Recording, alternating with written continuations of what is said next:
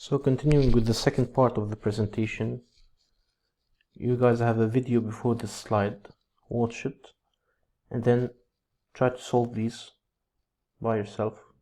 These are on page 244. Use the periodic table to check the number of valence electrons. Now for the second part of the lesson, let's check sigma and pi bonding. Sigma and pi bonds.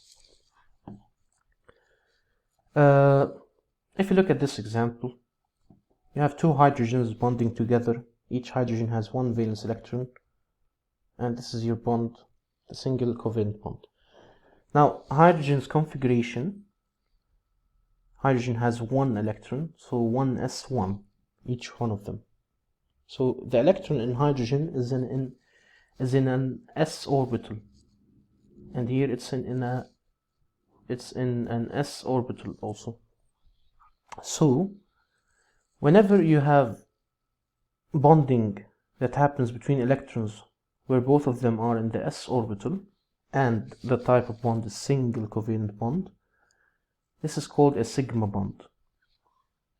So this is your sigma bond here. This is the symbol for sigma, Greek letter.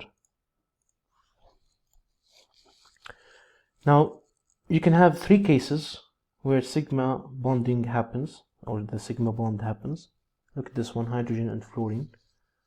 Fluorine's configuration is 1s2, 2s2, 2p5.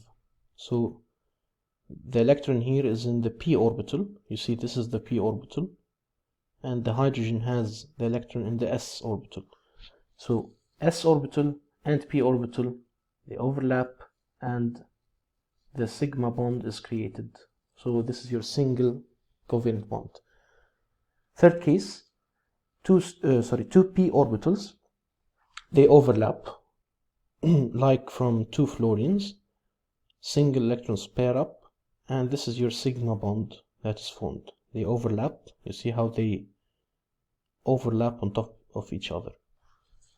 So sigma bonding occurs only in single covalent bonds. Second type, it's the pi bond. The pi bond will not be covering the overlap here, but just know that whenever you have a double bond, the first one is sigma, the second one is pi. If you have a triple bond, first one is sigma, second sharing is pi, and third one is also pi. So this is what you need to know here. If you have a single electron, we call it sigma, the first one. If you have a double electron, the first one is sigma, the second one is pi.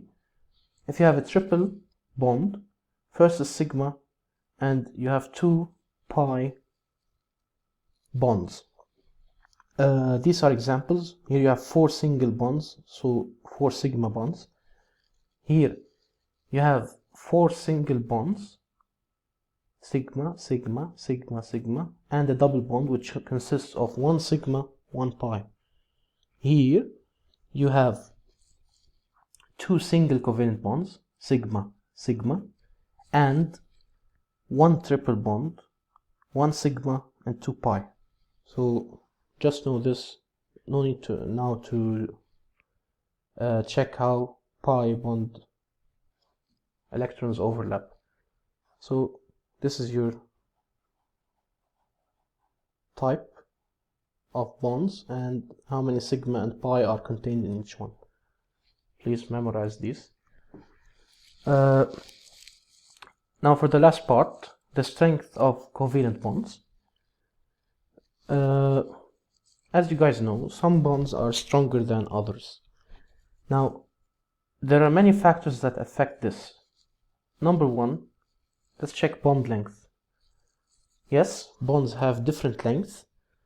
Usually we measure bond length in picometers, which is 10 to the power negative 12. If you look at these three examples, one of them has a single bond, the other one double bond, and the third one triple covalent bond. You have a table here, this one. It shows you the bond length in each of the 3 molecules. In the first one, fluorine, all of them are in the order of 10 power negative 10 meters. So it's really small. But let's check which one has the greatest bond length. This is 1.43, 1.21, and 1.10.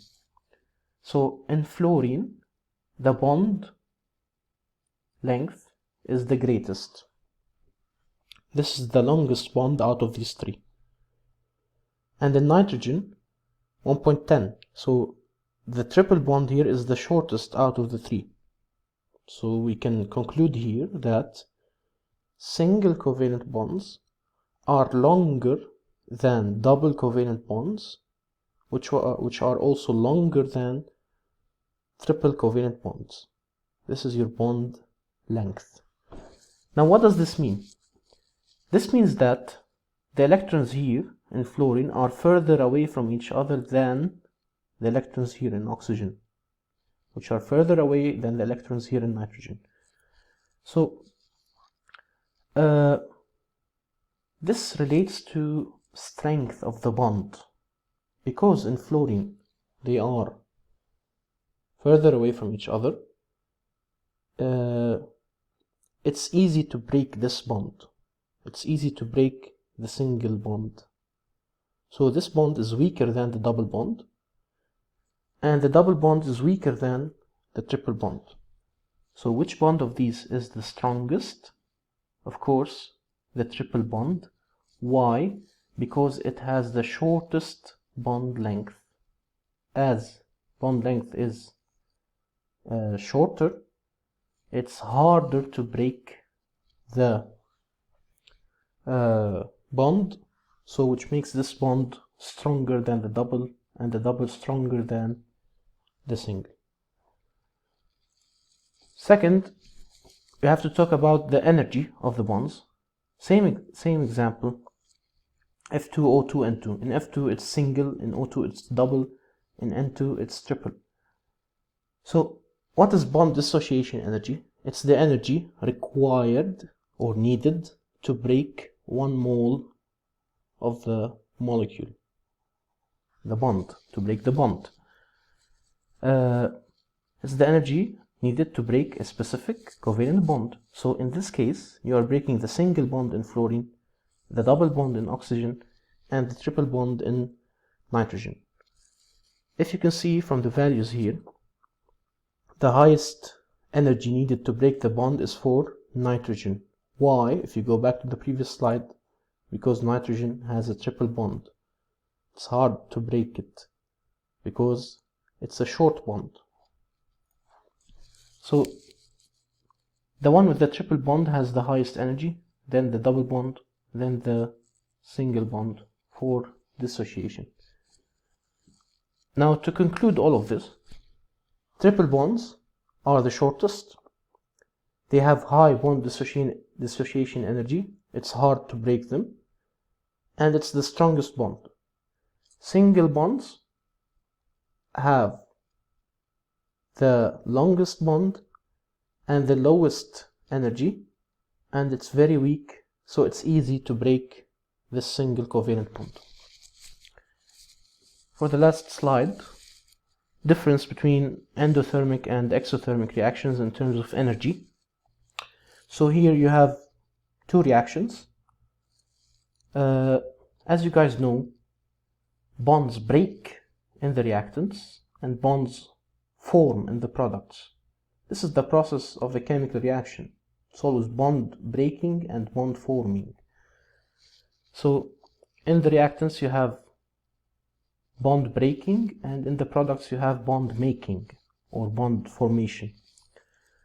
Bond formation in the reactants is always exothermic. It always releases energy. How much? It depends. It depends on the type of reaction and the reactants involved and other factors.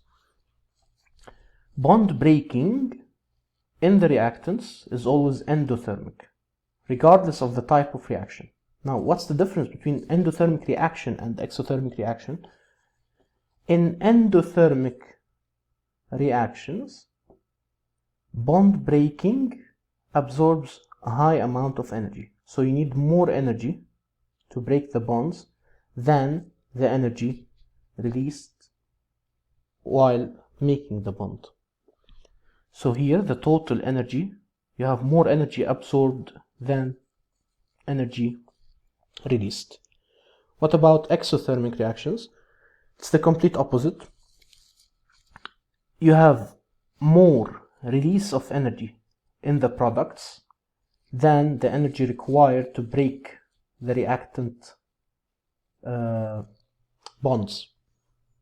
So endothermic absorption, okay, you have energy absorbed higher than energy released. Exothermic, energy released is greater than the energy absorbed to break the bonds. This is the difference in terms of energy between endothermic and exothermic reactions.